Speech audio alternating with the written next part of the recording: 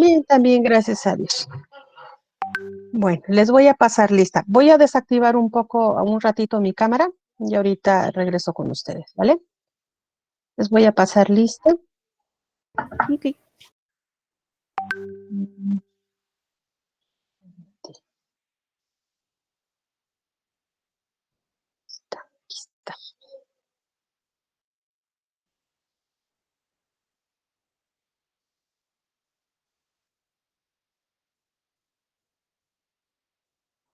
Alonso Herrera.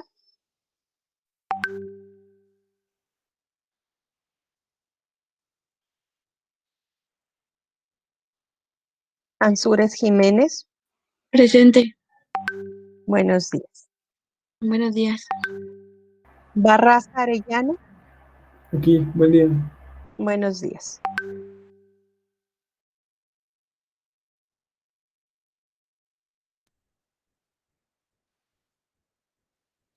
Me quedé con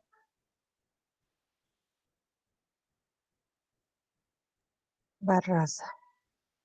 Viviano Barrera. Buenos días, profa. Aquí presente. Buenos días. Fuentes Presente, maestro. Gallardo García. Presente, maestra, buenos días. Buenos días. Gómez Pérez.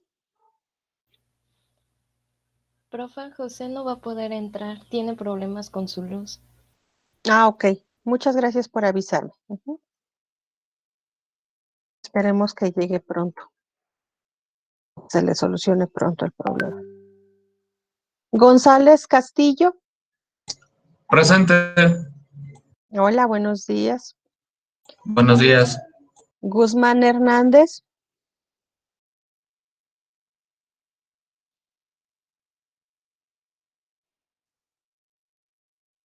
Heredia Vargas.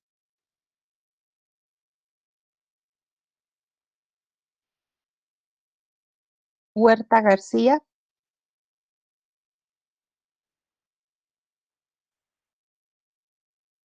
Lara Morales.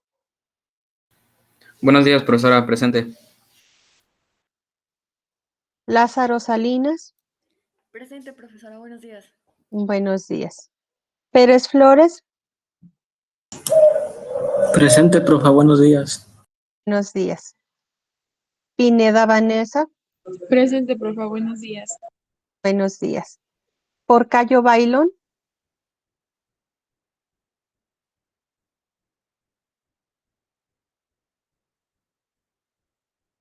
Quesada Cuara. Presente, profe. Buenos días. Romero Díaz.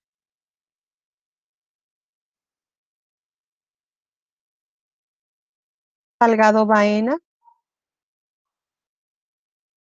Díaz. Salgado Moreno. Presente, buenos días. Salgado Román. Presente, profe, buenos días. Buenos días. Sánchez Tlatelpa. Presente, profe. Buenos días. Buenos días. Solares Moreno. Presente, profe, buenos días. Buenos días. Valdepeña Cabrera. Buenos días, doctora. Presente. Buenos días. Y Vidales Sorbe. Buenos días, profa, presente. Buenos días.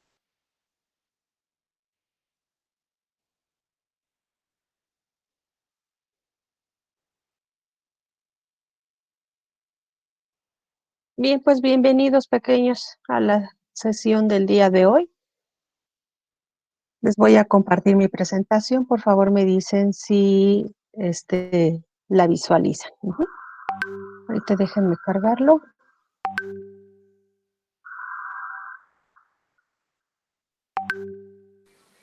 Profa, disculpe. Ujú. Soy Yarumi. Es que hasta apenas pude entrar y no estuve cuando pasó lista. Ajá. Apellidos, corazón, por favor. Alonso Herrera.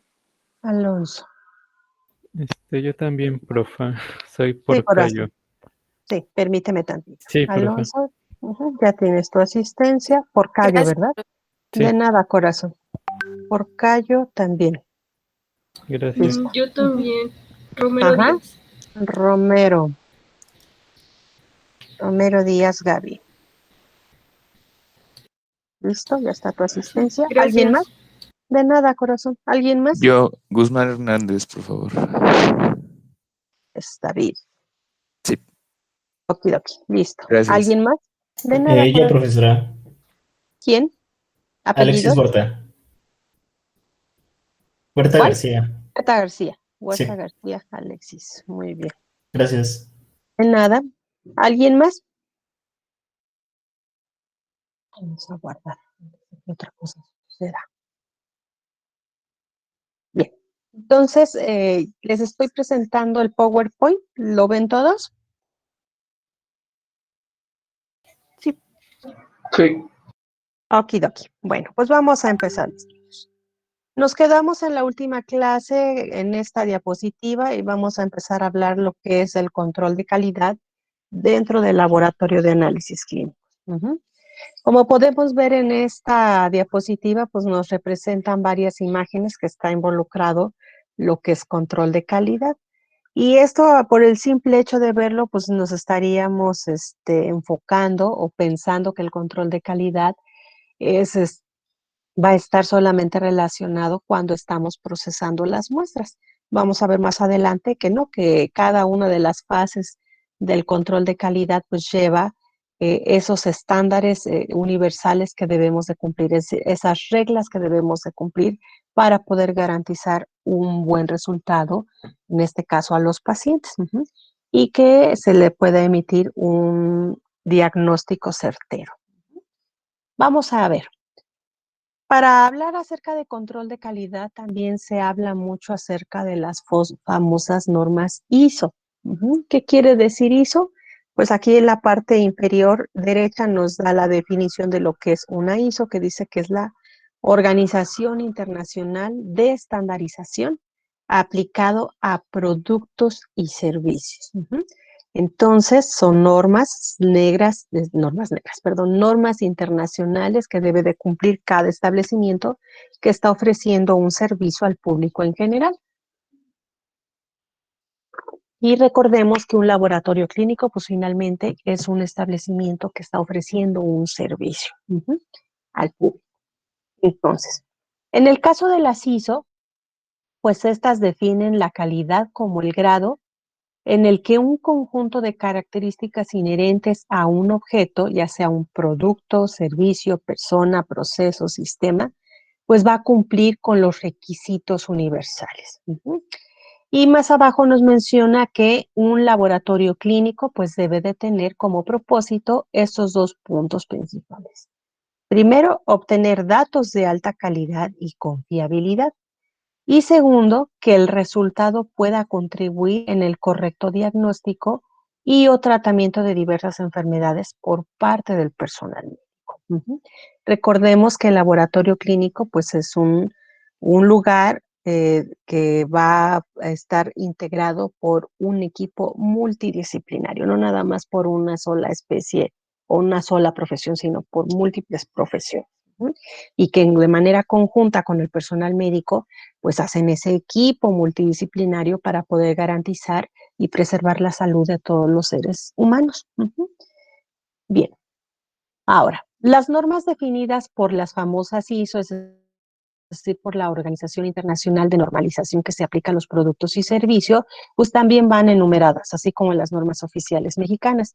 Y cada una de ellas pues va a estar referida a un servicio en particular. En este caso, la norma ISO 15189 pues está enfocada o va dirigida hacia los laboratorios de análisis clínicos. Aquí nos dice esta norma que el laboratorio debe diseñar procedimientos de control de calidad para verificar que los resultados logren la calidad prevista. Y que el control de calidad se debe analizar periódicamente, es decir, no nada más hacerlo una vez, sino que debe de ser constante, con una frecuencia que debe estar basada en la estabilidad del procedimiento, es decir, que siempre se hagan los mismos pasos. Si son 10 pasos, se deben de cumplir los 10 pasos. Y el riesgo de daño al paciente derivado de un resultado erróneo. Y eso es un punto muy importante. Si el laboratorio garantiza que los procesos que están utilizando para determinar el valor de un analito de un producto biológico, si esos valores son los correctos de acuerdo a todos los procedimientos del control de calidad que se llevan a cabo en el establecimiento, entonces eso va a garantizar que el paciente tenga un resultado certero y que se le pueda dar un diagnóstico correcto, ya sea preventivo o correctivo, o que sea de seguimiento. Bien. Para el caso del control de calidad, ¿cuál es la definición que podemos encontrar en la mayoría de la literatura que revisamos? Pues son los siguientes. La definición de control de calidad nos dice que es el estudio de los errores analíticos del laboratorio clínico y los procedimientos utilizados para detectarlos y minimizarlos. Si ya estamos hablando de errores analíticos, pues obviamente ya estamos hablando de procesos. En el caso del objetivo del control de calidad, pues es detectar, evaluar y corregir estos errores que se hayan producido a consecuencia de fallos en el sistema de análisis. Y obviamente esto va desde que el paciente llega, es más, de hecho empieza desde que el médico emite la orden para ver el tipo de estudio que se le va a realizar al paciente, cuando el paciente llega al laboratorio y entra al área de recepción, y desde recepción debe de empezar el control de calidad para el caso del laboratorio. Y el control de calidad pues va a ser necesaria para la acreditación del establecimiento. Entendamos que la acreditación es como un examen que se le hacen a todos los laboratorios que ofrecen estos servicios. Obviamente estos exámenes o estas evaluaciones las hacen otros establecimientos que están, cuyo papel es el principal de ser acreditadores y decir, tu laboratorio Gallito, estás trabajando con un excelente control de calidad, entonces tienes palomita, por lo tanto puede seguir funcionando. Si se detectan errores, entonces se prenden los semáforos y el establecimiento, la institución que está evaluando al laboratorio Gallito, entonces les dice, ¿sabes qué? Aguas. En tu control de calidad, en el área de recepción, vamos a suponer, está fallando esto. Entonces, tienes que capacitar a tu personal para quitar ese error y mejorar la atención de tu establecimiento. Es en el caso del área de recepción. No se diga en el área de proceso de muestras, donde se evalúa desde los equipos, los métodos que siguen los laboratorios, la forma en cómo se manejan las muestras biológicas, la forma en cómo se guardan o cómo se almacenan y también de cómo se desechan, etc. Engloba todos los procesos que se llevan a cabo dentro de los establecimientos. Y les vuelvo a repetir, en el caso de la acreditación es una evaluación, y si lo queremos ver como una calificación del 0 al 10, pues es una calificación que obtiene cada uno de los laboratorios. Bien. Entonces, en el caso del control de calidad en el establecimiento, en este caso del laboratorio clínico, pues debe haber existencia para decir que están cumpliendo de acuerdo a las normas internacionales de control de calidad, es que debe de haber primero la presencia o debe estar estructurado o bien definido el organigrama. ¿Qué entienden por organigrama, pequeños? ¿O qué creen que sea un organigrama? El organigrama va a ser quien organice por categorías los de trabajo. Así es. Eso básicamente es el organigrama. Es una figura, un esquema, donde se van poniendo de forma en orden jerárquico, es decir, del mayor puesto hasta los que vamos a mencionarlo así como si tuvieran los de menor puesto. Y entonces ahí se especifica quién es el responsable del laboratorio, ahí es donde entra el responsable sanitario, quiénes son los jefes de cada una de las áreas, en el área de recepción quién es el jefe y así sucesivamente. Por eso de ahí que se llama el organigrama. También para poder cumplir con un buen programa de control de calidad, pues el laboratorio está obligado a tener sus reglamentos vigentes, desde normatividad, NMX, ISO, etcétera, de acuerdo a en la época o en la temporada en la que estamos trabajando. Por eso dice reglamentos vigentes. Tanto reglamentos a nivel nacional e internacional como los reglamentos internos que son propios, en este caso, del establecimiento. También debe de tener un plano de la ubicación física del laboratorio. Este plano se refiere al famoso croquis. Recuerdan que creo que de las primeras actividades que les dejé es la elaboración de un croquis de su laboratorio, de sus establecimientos, y que esos deben de cumplir con la reglamentación nacional, sobre todo, ¿no? Y si hay reglamentos a nivel estatal, pues también debe de ser cumplidos. Entonces, en este caso, pues debemos de contar a la vista para que cuando llegue las personas, en este caso los pacientes, lo vean y sepan dónde les van a procesar las muestras, pero esto está más enfocado para el personal que se dedica a llegar a verificar los establecimientos, es decir, a ver que realmente se hagan las cosas que se dice que se hacen. Y estos verificadores, pues obviamente son enviados por instituciones que se dedican a eso, principalmente los del sector salud, donde dicen, ok, tal día, es más, llegan sin avisar. Llegan a tu establecimiento hoy lunes a las 10 de la mañana y se presentan, dice, vengo por parte de la Secretaría de Salud, soy verificadora, entonces vengo a hacerle una auditoría a su laboratorio. Entonces, el personal que está trabajando en ese momento, pues debe de saber que en cualquier hora y a cualquier día pueden llegar para ver y revisar bitácoras, revisar manuales, etcétera. Todo lo que tiene que ver con el laboratorio. Entonces, uno de los puntos que revisan los verificadores es que el plano esté bien ubicado dentro del establecimiento y obviamente en un área o en un punto relevante o importante para que todo el personal lo conozca y sepa dónde están las áreas y que las áreas estén bien delimitadas. También dentro de las áreas pues se debe de especificar los tipos de pruebas que se realizan en el laboratorio, los órdenes de estudio, todo se revisa. Bien. También debe de contar con manuales de operación de equipo, es decir, si tienen los equipos más sofisticados, pues deben tener los manuales de operación que estén bien descritos y algo muy importante, chicos, es de que los manuales, hasta donde yo me acuerdo ahorita que dice la reglamentación, es que deben de estar en el idioma de donde se está procesando la muestra. En este caso, si nosotros estamos viviendo en el país México y estamos en el estado de Morelos y estamos con nuestro laboratorio en Cuernavaca, pues los manuales de operación de los equipos deben de estar en el idioma español. Si estuviéramos laborando en Estados Unidos, en Chicago, y nuestro laboratorio estuviera en Chicago, entonces el idioma en el que debe de estar escrito el manual, pues debe ser en inglés.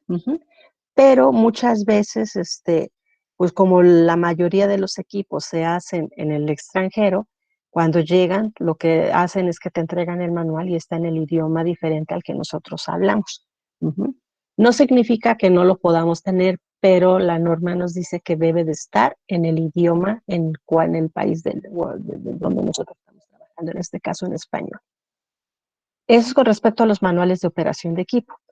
También debe de haber manuales con respecto a lo que es la toma de muestras biológicas y obviamente este también debe estar en el idioma español y debe de estar redactado de tal forma que cualquier persona que ingrese al área de toma de muestras, obviamente una persona que esté capacitada, pueda consultarlo si es que hay alguna duda y entonces llevar a cabo el proceso que se dice en esos manuales.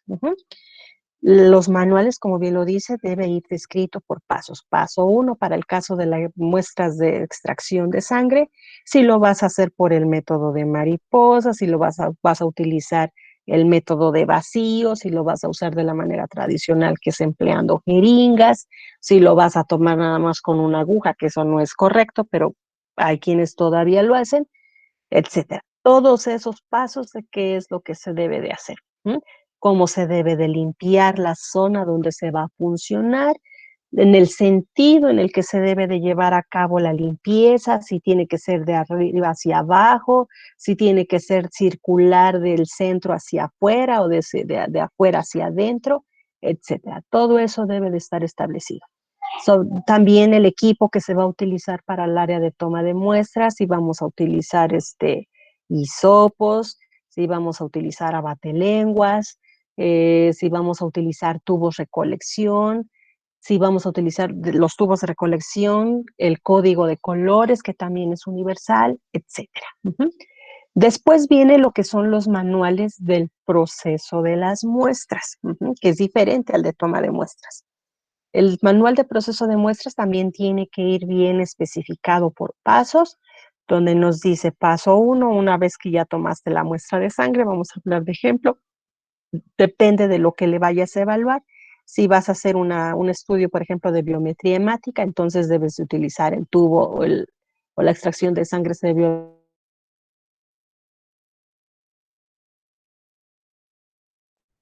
debes de etiquetar la muestra con los datos completos del paciente, que incluya el nombre o nombres completos con todo y apellidos, la edad del paciente, el género, si es hombre o mujer, la fecha de toma de muestra.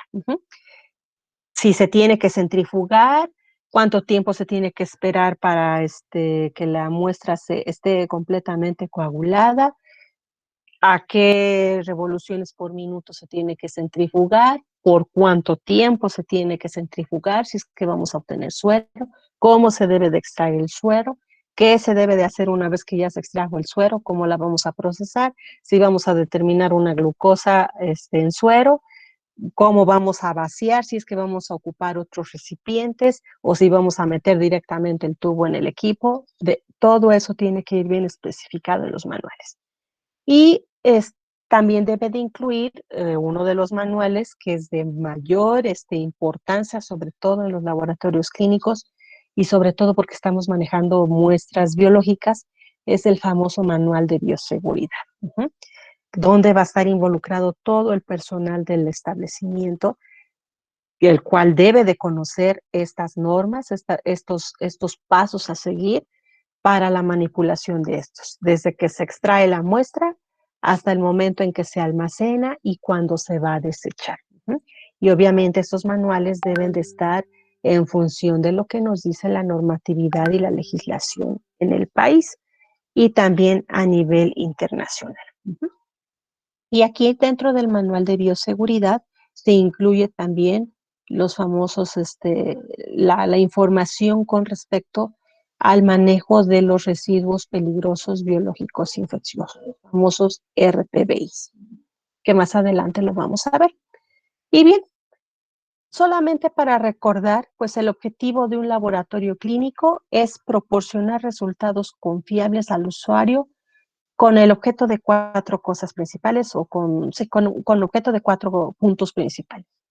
El primero, pues, es identificar de forma exacta y precisa la condición fisiológica del paciente, saber si está enfermo o no está enfermo. El segundo es contribuir al diagnóstico eficaz de diversas enfermedades. El tercero, establecer un tratamiento apropiado y oportuno de esas enfermedades. Y por último, evaluar la eficacia del tratamiento.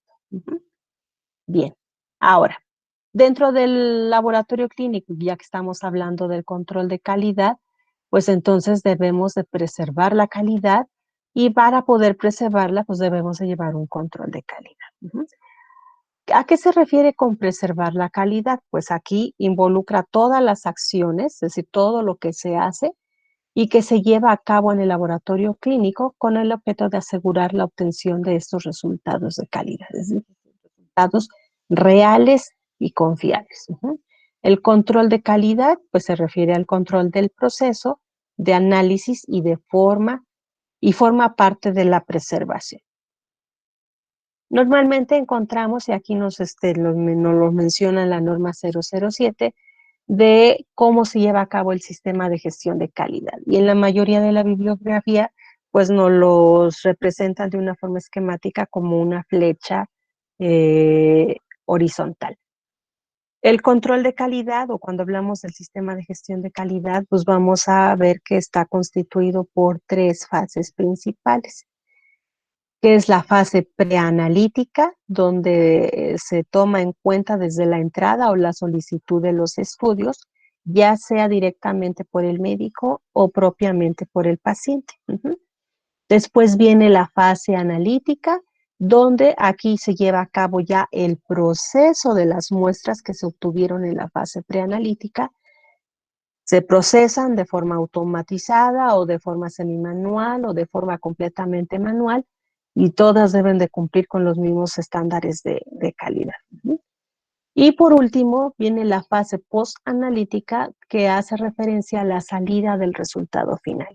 Aquí empieza desde que los equipos o nosotros calculamos los resultados, los valores, y los anotamos en la bitácora, y una vez que ya están registrados, entonces se lleva al área de recepción para poder emitir ya en el formato establecido por el laboratorio el resultado, el cual va a ser entregado al médico o al paciente per se.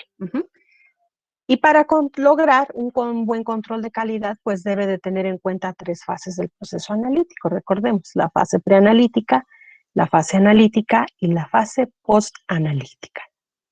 Aquí nos están representando estas 3 fases, lo que tiene que ver con todo lo que es el proceso dentro del laboratorio. Es un diagrama circular y aquí nos marcan las flechas en el sentido en el que se lee este diagrama.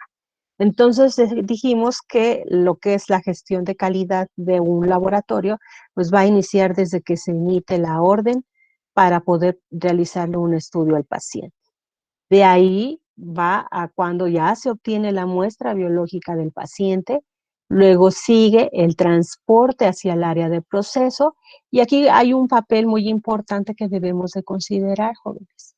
Muchas veces los establecimientos de laboratorios clínicos, se dice que la sucursal matriz, donde tienen todos los equipos para procesar la muestra, aparte de tener su área de recepción, su área de toma de muestras y el área de procesos, por mencionar los tres principales, resulta que el establecimiento tiene sucursales, pero las sucursales no procesan las muestras, solamente están enfocadas a la adquisición o a la toma de muestras biológicas. Por eso de ahí que se les dice o se les llama tomas de muestra nada más, donde nada más van a tener el área de recepción y el área de toma de muestras para que los pacientes lleguen, si les queda más cercano a su domicilio, vayan a ese lugar, a ese establecimiento, y puedan decir lo que quieren que se les realice. Una vez que ya se obtuvieron las muestras, entonces este establecimiento, que nada más es de toma de muestras, tiene que enviar o hacer el envío de estas muestras a la sucursal matriz para que llegue al área de proceso, y ahí entonces hagan todo el procedimiento, lo analicen y emitan el resultado, y el resultado regrese al área de toma de muestra. Entonces, como pueden ver, son muchas de las fases o muchas etapas en las que se debe de cuidar el control de calidad. Y en el caso del transporte de las muestras, si están en la misma ciudad, pues es fácil, ¿no? Si acaso tendrán una hora, cuando mucho, para poder transportarlas, y deben de cumplir con los requisitos mínimos necesarios de transporte. Que si las muestras deben de estar en refrigeración, que si no les debe de dar la luz, porque si les da la luz, entonces los analitos que se quieren analizar se degradan, y cuando lleguen al área de proceso, pues ya no van a poder cuantificar absolutamente nada, o van a obtener valores muy altos, que lo cual aparentemente indicaría que el paciente está cursando con una patología, cuando no lo es así. Entonces, como pueden ver, pues es toda una serie de etapas y de procesos desde que se emite la orden hasta que se procesa y se entrega el resultado, desde al paciente tal cual o al médico. Y eso es a lo que se le conoce como el circuito del proceso. Bien, ahora, regresando a estas famosas 3 fases, la fase preanalítica, la fase analítica y la fase posanalítica, vamos a ver en qué consisten a grosso modo. En el caso de la fase preanalítica, pues aquí En palabras someras, vamos a decir que quiere decir que son todos los pasos a seguir en orden cronológico. Y dentro de la fase preanalítica, pues primero tenemos el proceso de petición, es decir, la solicitud de estudios y algo muy importante, chicos, las indicaciones al paciente. Esta de la solicitud de estudios y las indicaciones de paciente es campo obligado para el personal médico. Si llega el paciente a consulta y el médico le dice, bueno, estoy sospechando que estás cursando con esta enfermedad, pero necesito confirmar o descartar, pues te envío a hacer unos estudios al laboratorio.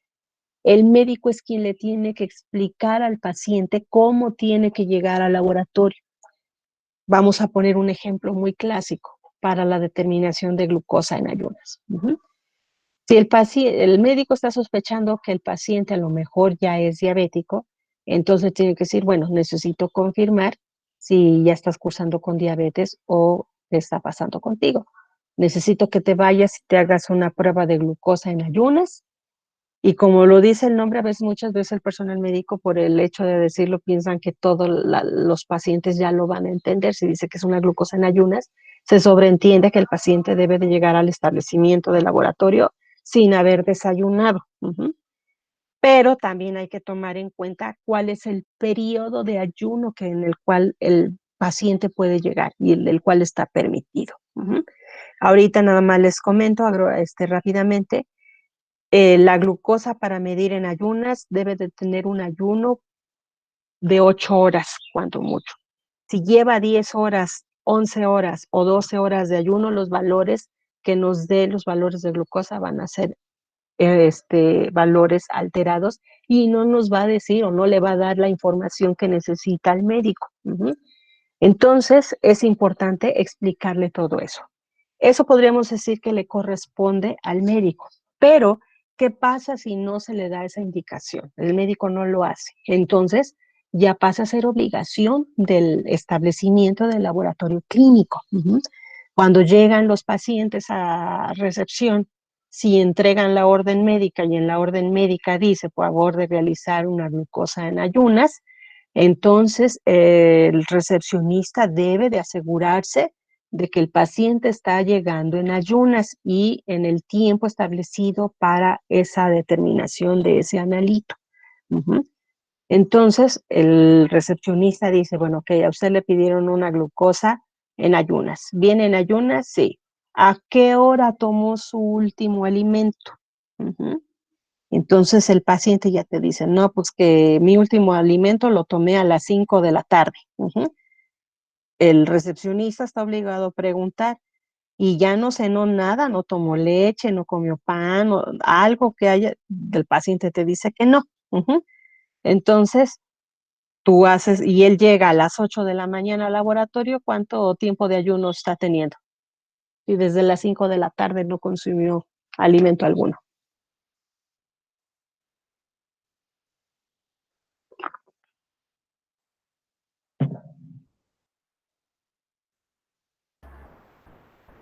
¿15 horas, no? Alrededor de 15 horas, imagínense. Pobre paciente, ¿no? 15 horas de ayuno. Ese es un suicidio. Bueno, entonces, para que vean todo cómo va involucrado lo que es la fase preanalítica. Ok, entonces, una vez que ya se vio que los pacientes cumplieron con las indicaciones, entonces ahora sí, ya se va al área de la toma de muestras. Pero en el área de toma de muestras se tiene que volver a preguntar. Dice, a ver, aquí la orden que me está emitiendo la recepción, de acuerdo a su orden médica, dice que le tengo que tomar una muestra de sangre para medir su glucosa en ayunas. En este caso, el personal que está encargado de hacer la toma de muestras, que es a lo que se le conoce como flebotomista, entonces el flebotomista le pregunta al paciente, desde verificar primero sus datos, que sea su nombre, verificar que sí es el nombre de la orden de estudio, si corresponde a un hombre o si corresponde a una mujer, verificarlo físicamente, preguntarle, ¿es usted fulano de tal o fulana de tal? Ok, entonces le mandaron a hacer esta prueba, Sí, aquí dice que tiene que ser en ayunas, bien en ayunas, sí. ¿A qué hora tomó su último alimento? No, pues que a las 5 de la tarde, entonces ustedes le anotan último alimento a las 5 de la tarde y le tienen que explicar al paciente, ¿sabe qué? Ahorita yo no le podemos tomar la muestra y de hecho eso se tiene que hacer desde recepción. Pero supongamos que sí cumplió con el tiempo de ayuno. Entonces vimos cuál fue su último, a qué hora tomó su último alimento, ya hacemos el cálculo, ya ponemos si se puede, ponemos el tiempo de ayuno que tiene, si no, eso lo tiene que verificar o lo tiene que hacer el analista que ya está en el área de proceso. Todo eso se tiene que valorar. Que muchas veces trabajamos como robotitos y ya nomás preguntamos, pero no analizamos más, sino ahí está la muestra, hay que sacar la chamba y ya no tomamos en cuenta eso. Bien, entonces va la toma de muestra, disposición segura del material, debemos de tener el material para la extracción de la muestra de sangre, ya previamente identificado, si vamos a utilizar X determinado número de tubos porque le van a hacer X determinado número de estudios, ya los debemos de tener y no estar ahí al momento buscando el material que necesitamos para poder extraer y obtener la muestra. El etiquetado. Ahorita ya con los equipos sofisticados, incluso en el área de recepción, normalmente ya todo lo manejan a través de software que te emiten ya las etiquetas en automático, se imprimen las etiquetas donde ya vienen los datos de los pacientes y utilizan mucho el famoso el código de barras. Y en ese código de barras pues, ya también viene mucho de la información que se captura al momento de solicitar los estudios. Entonces, pues ya no tienes tú que escribir nada en los tubos directamente. En mis tiempos todavía se acostumbraba, porque no se tenía esos equipos sofisticados, de que uno tenía que escribir los datos de los pacientes de manera manual, con nuestro puño y letra. Entonces, luego había un problema para aquellas personas que escribíamos en manuscrito, pues no todo el mundo se le facilita leer el manuscrito. Decían, ¿qué dice aquí? Pues entonces le tenían que atinar. O también por la calidad de nuestra caligrafía, es decir, de cómo escribimos, cómo es nuestra letra, pues luego había mucho conflicto también por eso. Que si la A parecía E, que si la O parecía A, etcétera. Ahorita ya se ha minimizado mucho eso con los etiquetados ya automáticos. Sin embargo, al momento de que se hace la captura, pues debemos de tener cuidado y de verificar que realmente está escrito el nombre correcto, la edad correcta, etcétera. También debe de venir información clínica y registro. Esto generalmente se hace más en los hospitales, en los laboratorios que están dentro de un hospital. En los laboratorios que no están ligados a un hospital, pues con que tengan los datos del paciente, su teléfono, muchas veces piden la dirección, etcétera, pues debe de estar todo registrado. Ahorita, pues me imagino que con estos equipos de captura, pues se llevan a cabo las bitácoras de manera virtual, por decirlo así, es decir, en la computadora. Antes se tenía que hacer también las bitácoras de manera manual, pero siempre debemos de garantizar que tenemos el respaldo de esa información. Bien, después también debemos de poner dentro de la fase preanalítica el tipo de muestra que queremos obtener. Si vamos a obtener sangre completa, si vamos a obtener sueros, si vamos a tener plasma, si es una muestra de orina, si es un exudado, si es líquido cefalorraquídeo, hay que especificar bien. Y luego el transporte, lo que les comentaba. Si estamos dentro de la sucursal, pues no hay problema, porque simplemente se pasa de un área a otra. Pero si hay una toma de muestras o una sucursal donde solamente esté la toma de muestra, pues obviamente debemos de cuidar cómo vamos a transportar esas muestras al área de proceso en la sucursal matriz. Y todo eso también debe de estar escrito en bitácoras. ¿Por qué? Porque al fin la necesitamos juntar evidencias para que cuando vengan las acreditadoras, pues nos pongan palomita en ese aspecto de que cumplimos con todos esos requisitos. Esto es lo que conforma la fase preanalítica. Vamos ahora a la fase analítica. Aquí, a grosso modo, podemos decir que la fase analítica pues, va a involucrar todos los procedimientos analíticos de las muestras biológicas y validación de los resultados. ¿Cuáles son algunos de los ejemplos de procesos que entran en la fase analítica? Pues vamos a ver desde la calibración y análisis de nuestros equipos. Si ocupamos equipos automatizados, estos equipos tienen que calibrarse constantemente. Normalmente la calibración se realiza una vez a la semana, a veces una vez cada 15 días, pero no más. Y obviamente se tiene que registrar la fecha y la hora en la que se hizo la calibración y por quién fue realizada esa calibración, es decir, el nombre del personal. También está involucrado en el caso de la calibración y análisis, pues el tipo de material que se utiliza, la limpieza también de nuestras áreas, el uso de los reactivos, que los reactivos no estén caducados, que estén, que cumplan dentro de los criterios de la fecha de caducidad, porque ¿qué pasa si utilizamos un reactivo que tiene 2 años de caducado? Para determinar algún analito, pues el resultado que nos va a arrojar, pues no va a ser confiable. La medición de la muestra, qué tipo de métodos vamos a utilizar, qué volúmenes vamos a utilizar también de muestras, si estamos hablando de microlitros o si estamos hablando de mililitros, etcétera. Con respecto a los equipos, obviamente el manejo adecuado y el mantenimiento, el almacenamiento y conservación de las muestras. Una vez que ya se procesaron y se obtuvieron los resultados, pues también debemos de tomar en cuenta que estas muestras no se pueden desechar luego. La regla dice que debemos de conservarla mínimo 3 meses por cualquier cosa. Después de esos 3 meses, entonces ahora sí, ya se tiene que llevar el proceso de la eliminación de acuerdo a la normatividad vigente del país. Y después viene lo que es la fase post-analítica, como su nombre lo dice, después de los resultados. Aquí, procesos o pasos que siguen después del análisis de las muestras y se tiene que hacer una revisión sistemática.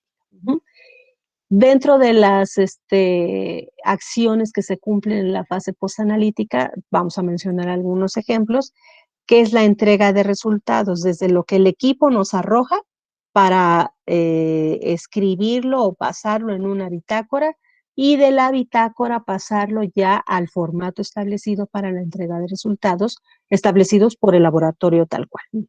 Y que de este formato de entrega de resultados debe de cumplir con ciertas especificaciones donde aparte de tener el nombre completo del paciente, su edad, el nombre del médico que le solicitó los estudios, si es que lo hubiese, si no, entonces se le pone a quien corresponda, la fecha en la cual se van a entregar los resultados o se están entregando los resultados, la hora a la que se van a entregar o se emitieron, también el nombre del estudio que se le realizó, cuáles fueron los valores obtenidos y los valores de referencia. Siempre debe de estar así si es que la prueba que se realizó tiene valores de referencia. O si no los tiene, como el caso si es positivo o negativo, pues entonces solamente se redacta eso. La transcripción de los resultados, si se pasa de la máquina, del equipo a la bitácora, que sea realmente lo que dice o lo que se estableció en el equipo, y de aquí que también sea el mismo cuando ya se entrega en el formato establecido. Y la interpretación, pues obviamente aquí juega el papel importante de los valores de referencia y recordemos que esta parte de interpretación, nosotros sí podemos hacer interpretación, pero les comentaba la clase pasada que por normatividad no podemos dar esa interpretación directa a los pacientes. Los únicos profesionales que están autorizados para emitir esa interpretación diagnóstica son los médicos tratantes de los pacientes. Si no lo tienen, lo que se hace es sugerirle al paciente que tiene que consultar a un médico para que le pueda hacer la interpretación. ¿Vale? Bien. Entonces, cuando nosotros cumplimos con eso como establecimientos de laboratorios clínicos, Cuando cumplimos con estas 3 fases importantes, en lo que es la fase preanalítica, la analítica y la posanalítica, pues estamos hablando acerca del aseguramiento de calidad que tenemos dentro de nuestro establecimiento. Y si tenemos un plan de aseguramiento de calidad, estamos llevando un buen control de calidad y entonces eso le da confianza al establecimiento por parte de los pacientes que van a llegar ahí para que se les realicen sus estudios.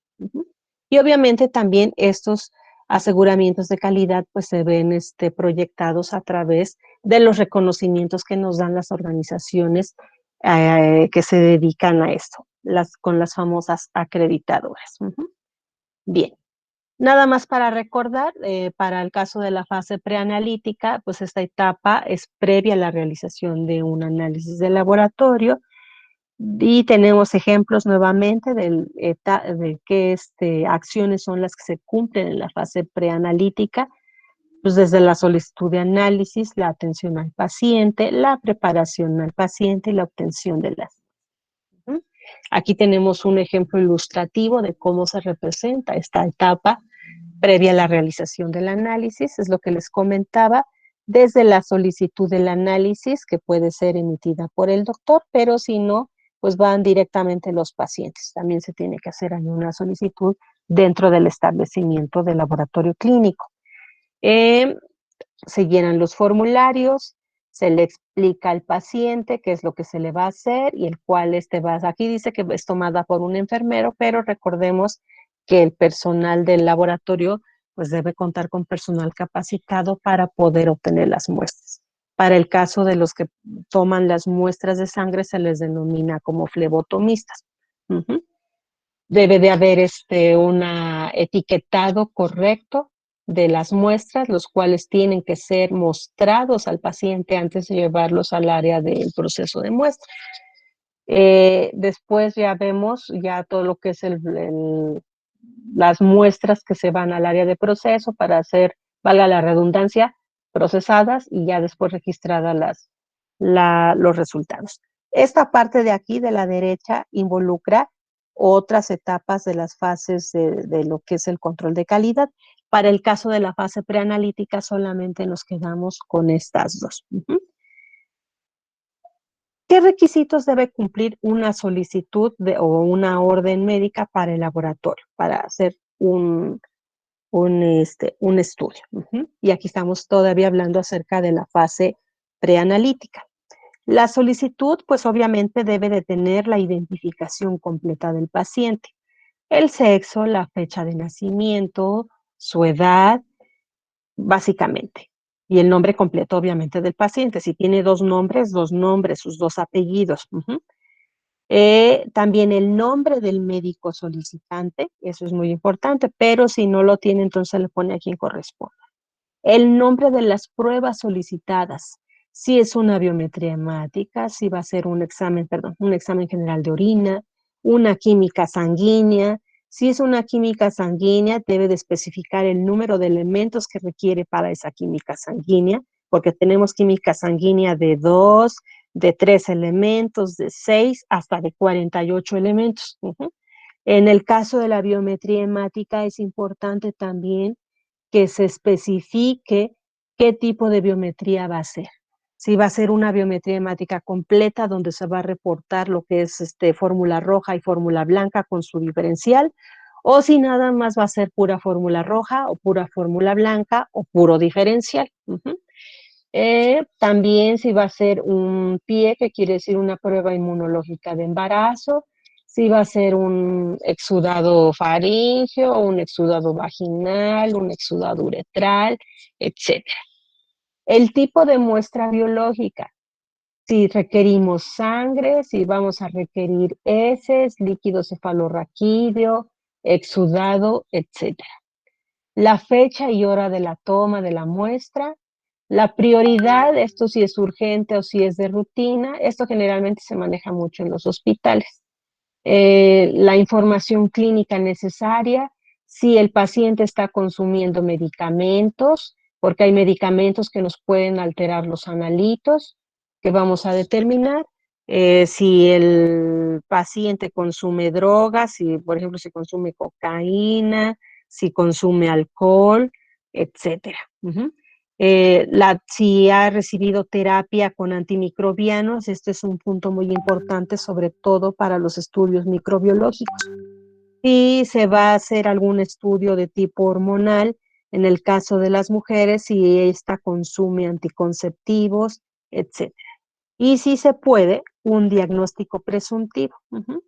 Entonces, muchos médicos pues, te ponen ahí en la orden médica, descartar infección de vías urinarias o descartar diabetes, no sé, dependiendo de lo que se requiera.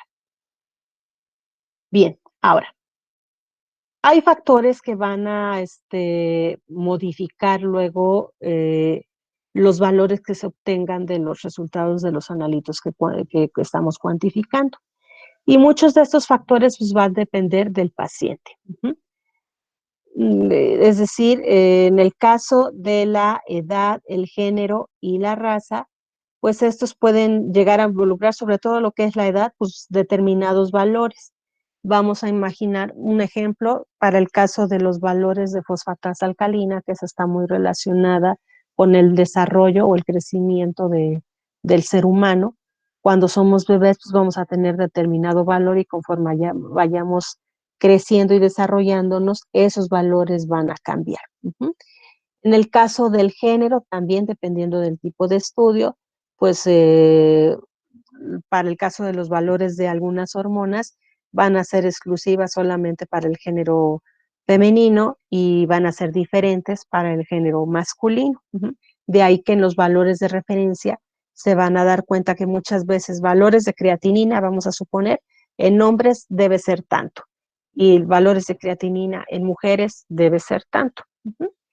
Susceptibles a modificación, pues tenemos si el paciente hizo ejercicio, pues esto puede alterar determinados valores, como es el caso de proteínas, valores de glucosa, por mencionar solamente algunos. En el caso de la dieta, ¿qué consumió normalmente el paciente? Si su alimentación está rica en grasas, pues obviamente se van a ver alterados los valores de lípidos.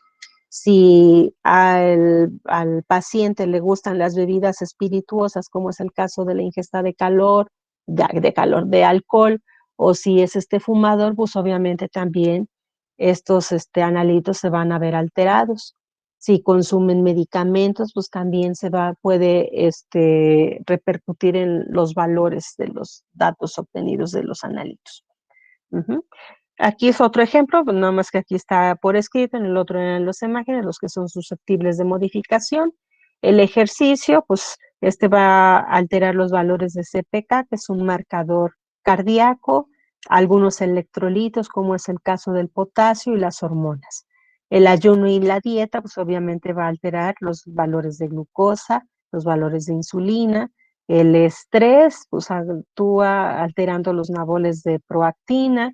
Si se ingiere alcohol, pues generalmente las enzimas hepáticas son las que se van a ver alteradas. Si hay mucho consumo de tabaco, pues la lipasa también se va a ver alterada, incluso hasta la postura. Si estamos acostados, si estamos sentados, si estamos parados, pues los valores de las proteínas y las enzimas van a verse alteradas. Con respecto a los factores que dependen del personal de la salud, o sea, de nosotros como analistas, pues va a ser la preparación del paciente, la forma en cómo tomamos las muestras, cómo las identificamos y cómo las manipulamos, cómo conservamos las muestras, cómo enviamos las muestras al laboratorio y la información que ya damos al laboratorio a través de las bitácoras. Entonces, si nosotros cumplimos con todos los requisitos y hacemos una buena extracción de la toma de muestra y verificamos que todo vaya en regla, entonces el diagnóstico que vamos a emitir, pues podemos decir que un diagnóstico va a ser tan bueno como lo sea la muestra. Por ello, pues nos debemos ocupar de la manera correcta para obtener la muestra, ver que las muestras sean buenas en cuanto a tipo, calidad, cantidad y momento de su obtención, y que la persona que extraiga la muestra sepa qué hacer con ella. No nada más es sangrar por sangrar o obtener alguna muestra de garganta o de cualquier otra mucosa nomás por obtenerla, sino que debemos estar seguros de que lo que hicimos estuvo bien hecho. Bien, eso es con respecto a la fase preanalítica. A la fase analítica, pues esta debe de cumplir con sus criterios de practicabilidad y los criterios de confiabilidad. ¿Para qué? Pues para que podamos tener una buena validación del método. Entonces aquí debemos de seleccionar y evaluar los métodos analíticos en el laboratorio clínico, que es un paso fundamental para la obtención de resultados confiables. En el caso de los criterios de practicabilidad, pues aquí fíjense, va desde la formación académica y competencia requerida del analista, la disponibilidad de equipo, los requerimientos de instrumentos, los reactivos, el tiempo, el costo y la seguridad. Para el caso de los criterios de confiabilidad, pues aquí se refiere a la evaluación de los parámetros de desempeño del procedimiento. Y aquí mucho ya estamos hablando también de valores importantes a nivel de estadística. Tenemos la linealidad, la precisión, la exactitud, la veracidad y la incertidumbre. Entonces, ¿qué parámetros me van a permitir vigilar la calidad de un método? Vamos a ver cuáles son. Pues básicamente lo que es la precisión, la exactitud, la linealidad y la veracidad. En el caso de la precisión y la exactitud en el laboratorio clínico, aquí nos define la literatura que la precisión es la reproducibilidad de un método analítico y la vamos a conocer con los parámetros estadísticos de desviación estándar y coeficiente de variación. Entonces, al hablar de precisión de la reproducibilidad, es que si nosotros trabajamos en Cuernavaca con un determinado método, vamos a hacer lo mismo y lo vamos a trabajar exactamente igual y nos va a dar el mismo resultado si lo manejamos en la Ciudad de México con respecto al método.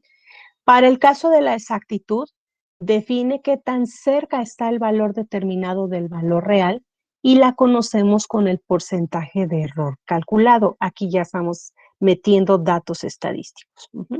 ¿Cómo nos representan esta precisión y exactitud? ¿Cómo la comparan? Y esta es una imagen universal que lo vamos a encontrar en muchas referencias bibliográficas.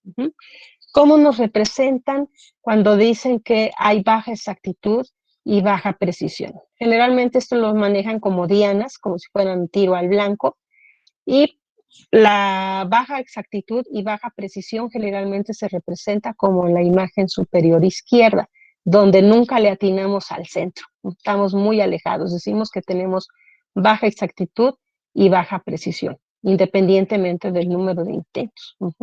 En la segunda imagen, donde nos representan en esta diana, la baja exactitud, pero alta precisión.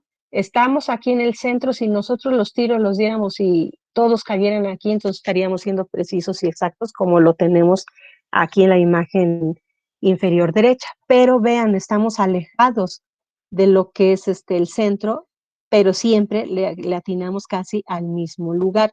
Por eso se dice que es baja exactitud y alta precisión. En esta otra imagen de la parte izquierda inferior tenemos alta exactitud y baja precisión. También solamente 2 veces le atinamos en el centro, pero la mayoría de las veces caemos casi siempre en la misma diana. Y esta última, que es la de exactitud y alta precisión, entonces aquí pues siempre le atinamos al centro. Entonces, en el caso de los procesos, pues siempre vamos a obtener los mismos resultados, entonces estamos diciendo que somos precisos. Y si esos resultados se acercan al valor real, lo que nos dice que con lo que debemos de cumplir, entonces también vamos a ser exactos. Y si cumplimos con eso, estamos garantizando que estamos procesando bien las muestras y que tenemos un control de calidad adecuado.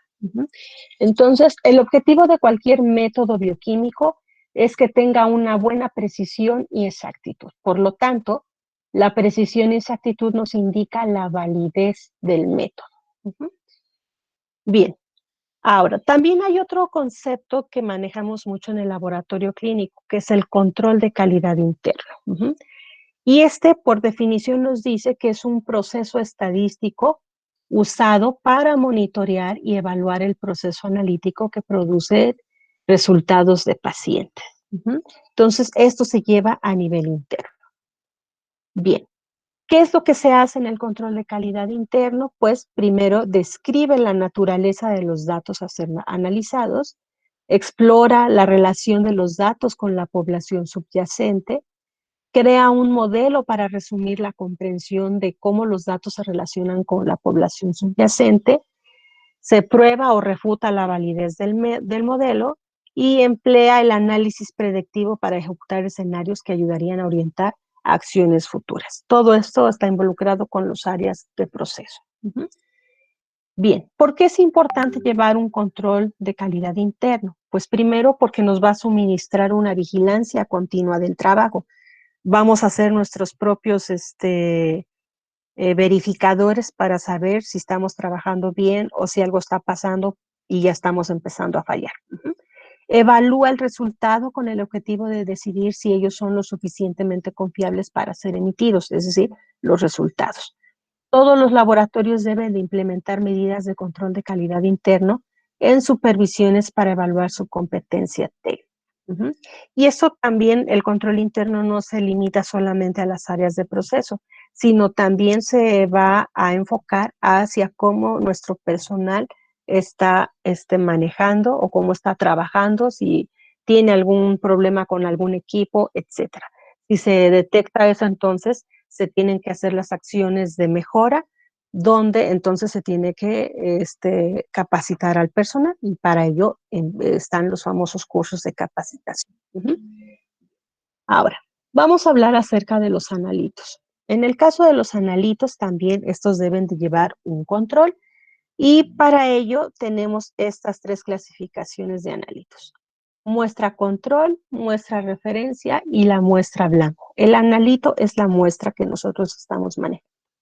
Para el caso de la muestra control, pues esta es el material de composición conocida con el propósito de dar seguimiento al proceso analítico. Es similar a la muestra problema en cuanto a matriz, estado físico de preparación y el intervalo de concentración del analito. Luego viene nuestra muestra de referencia, que es el material o sustancia cuyo valor es suficientemente homogéneo y bien definido para permitir su uso para la calibración de un instrumento, la evaluación de un método o la calibración de los valores o materiales. Y luego viene nuestra muestra blanco, que va a ser el material que es similar a la matriz y estado físico de interpretación de las muestras. Y son las de muestras que están siendo analizadas, pero que no tienen analito. Entonces es muy importante y sobre todo también los equipos te piden, mete tu muestra control, mete tu muestra de referencia o mete tu muestra blanco y entonces ya en función de eso ya nos emiten los resultados. Para el caso de la muestra control, dijimos que es químicamente similar a las muestras problemas. Por lo menos son utilizados 2 concentraciones localizadas en puntos de decisión médicos, donde nos dan valores normales bajos, normales altos y valores muy anormales, ya sea bajos o altos. Material homogéneo y estable por lo menos de 1 año y deben de estar almacenados en alícuotas. Y aquí en la imagen de la derecha les pongo algunas representaciones esquemáticas de lo que son las muestras control. Tipos de muestra de control, tenemos los controles internos, que es para garantizar el control interno dentro del propio laboratorio, y el externo, que es cuando otros laboratorios, que son laboratorios de referencia principalmente, nos evalúan para saber si estamos llevando un buen control interno. Y los resultados que emiten estas instituciones, pues nos dicen que estamos cumpliendo con un control de calidad externo y eso nos ayuda a la acreditación. A decir que tenemos 10 en nuestra forma de trabajar y que todos los pacientes que lleguen ahí, los resultados que ellos les llegue a sus manos o a sus médicos tratantes van a ser confiables. Y eso obviamente le da seguridad y tranquilidad al paciente y seguridad y tranquilidad al médico. Bien, ahora, todos los equipos que se llegan a utilizar en los establecimientos de análisis clínicos pues tienen que llevar un mantenimiento, dependiendo del tamaño del equipo. Puede ser semanal, puede ser quincenal, puede ser mensual. Entonces, aquí en esta imagen nos están representando uno de los equipos sofisticados para lo que son las evaluaciones de hormonas o de química clínica, o incluso para medir orinas, para hacer los estudios para los estudios fisicoquímicos, y vean que son equipos enormes. Obviamente cada equipo, para poder llevar a cabo ese mantenimiento, pues debe tener sus bitácoras de mantenimiento. Esas bitácoras pueden ser de forma electrónica o también pueden llevarse de forma manual, donde se imprimen los formatos de bitácora y entonces deben de estar anotados en los días en los que se lleva ese mantenimiento y todos los rubros que tienen que ser evaluados para poder garantizar así un buen funcionamiento del equipo. Aquí es un ejemplo de cómo se hace un mantenimiento diario, a la temperatura en la que deben de estar, si los calibradores están funcionando, los valores de los calibradores, etcétera, si están los sensores, si están funcionando bien, etcétera. Este también es otro de un mantenimiento semanal, mantenimiento mensual, un mantenimiento semestral, que normalmente son los equipos de los, cuando no los venden, las personas encargadas de vender estos equipos te dicen, pues yo cada determinado tiempo, cada 6 meses voy, te lo reviso y le hago una limpieza completa y mantenimiento, que estas son garantizadas por los proveedores. Como ya habíamos mencionado, para llevar a cabo un buen mantenimiento también, pues necesitamos el uso de controles de calidad y calibración. Las muestras de referencia, también esas se manejan para saber si los valores están cayendo dentro de los parámetros que están bajos, si son normales o si son altos. Y eso también se puede hacer ahorita ya de manera manual, de forma automatizada. Estas imágenes que les presento son imágenes de equipos que manejan en el laboratorio del Hospital del Niño, donde son softwares que pueden ver para poder llevar el mantenimiento de cada uno de los equipos. Esta también es una forma, es una bitácora donde se lleva el control de calidad interno y aquí especifican que se trata de un perfil bioquímico de la sección de química clínica. Entonces, tienen todos los parámetros que se evalúan dentro de esta área de bioquímica clínica, donde determinan albúmina, los TGO, TGP, la fosfatasa alcalina, amonio, etcétera, y van anotando de manera manual todos los valores que obtienen de los pacientes. Obviamente aquí se excluye el nombre del paciente, pero por obvias razones, pero en las bitácoras debe de estar incluido toda esa información. Esta es una amplificación. Y luego vemos que también uno de los cuestiones que puede alterar los valores que se obtienen en los laboratorios, pues puede haber una variabilidad analítica. Eso lo vamos a revisar la próxima clase, a qué se refiere con variabilidad analítica. Si tienen algún comentario que hacer, pequeños, los escucho. Algo que se nos haya pasado. No, profesora, ¿todo bien? ¿Todo bien? Todo bien, profesor. Todo bien, profesor. Okidoki. Entonces, vamos a dejarle aquí. Esto de variabilidad analítica lo vamos a revisar la siguiente sesión. Y pues sería todo por el día de hoy, mis niños. Les agradezco su atención. Y primero Dios, nos conectamos el próximo lunes. Sí, doctora. Gracias, profesor. Gracias, profesor. Okidoki. Bonito inicio de semana, mis niños. Gracias, profesora. Gracias, profe. Gracias, Bye. profe. Gracias. Hasta luego, bye.